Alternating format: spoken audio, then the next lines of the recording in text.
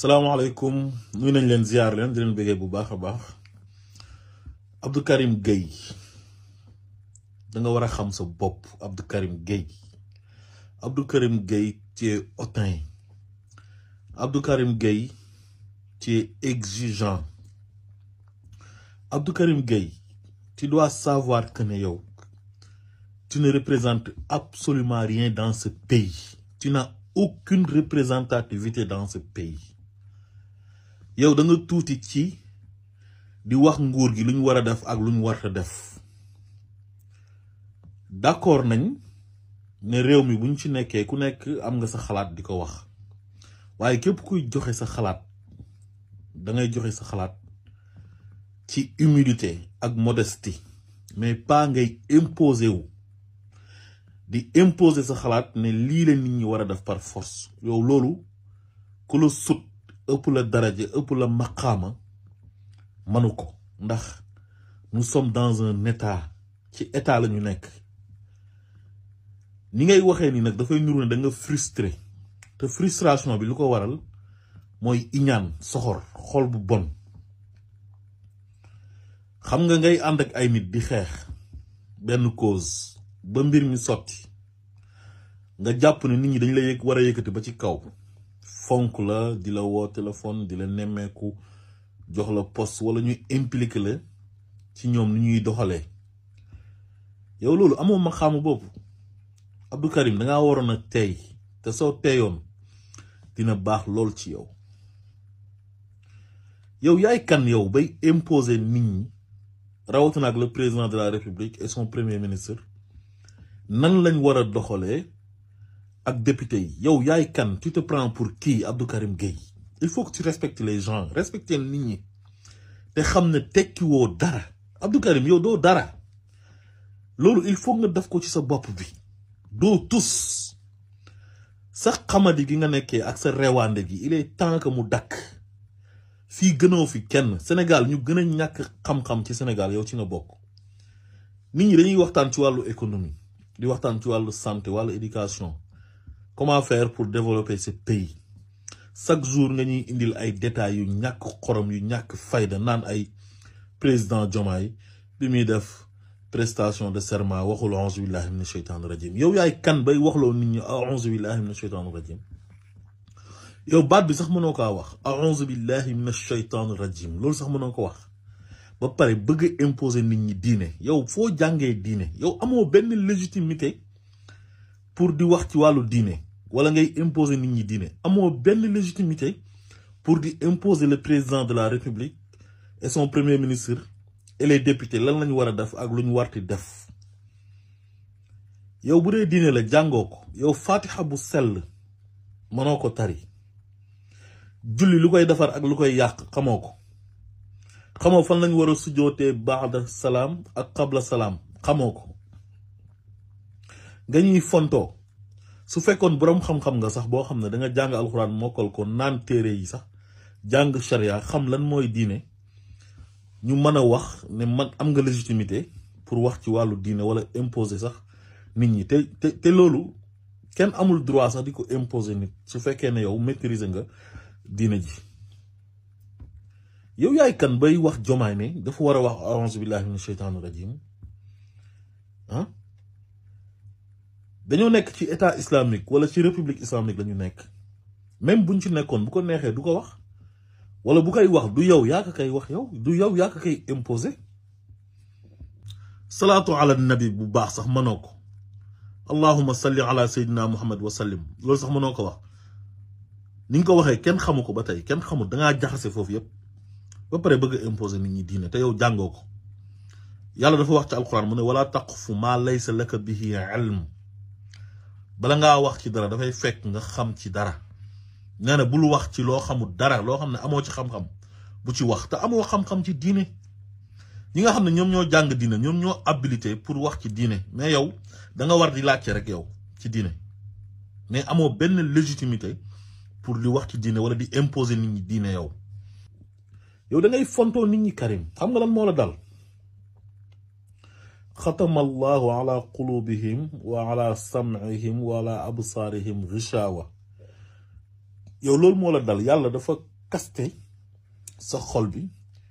kaste sa dégg-dégg ak sa gis-gis li ngay def nii yëpp du dara lu dul reewaande ñàkk yar ñàkk teggin iñaan yow li nga boole moo bëri da nga soxor xoolal démb ñu ngi doon ŋàññi démb ñoom ngay tagg tey naan ñoom ñoo baax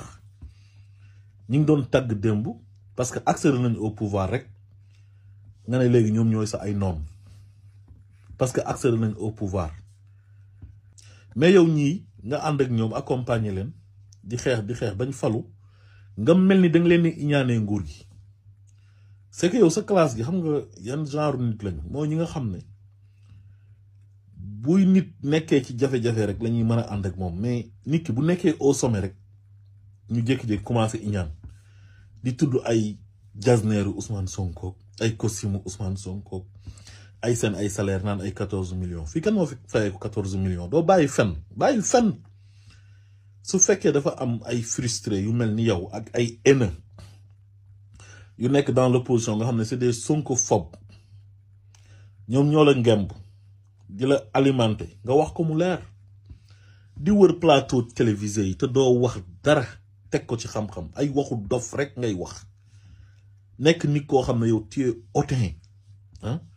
da ngaa war a xam sa bopp Abdou Karim Gueye yow représenté woo dara Sénégal tekki woo fa tous juróomi nit yu booloo mënoo leen a dajale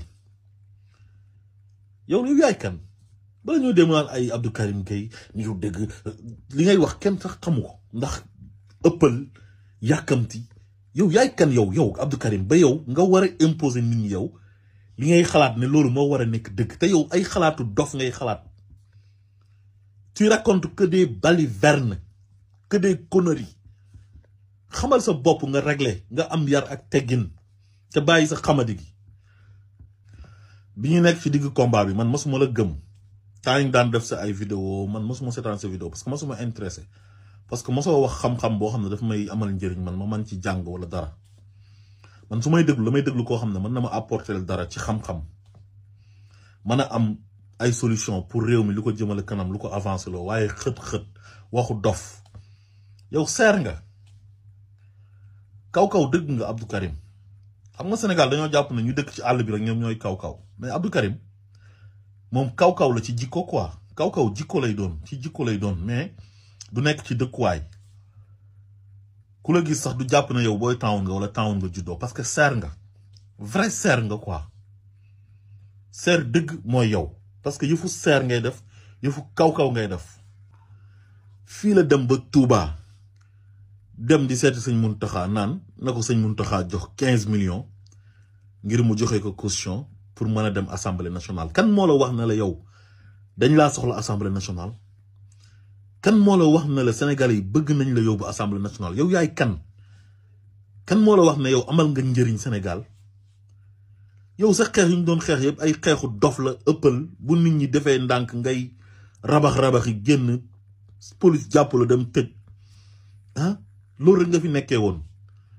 kenn xamul li ngay xeexee xeexu dof ngay xeex yow yaay kan yow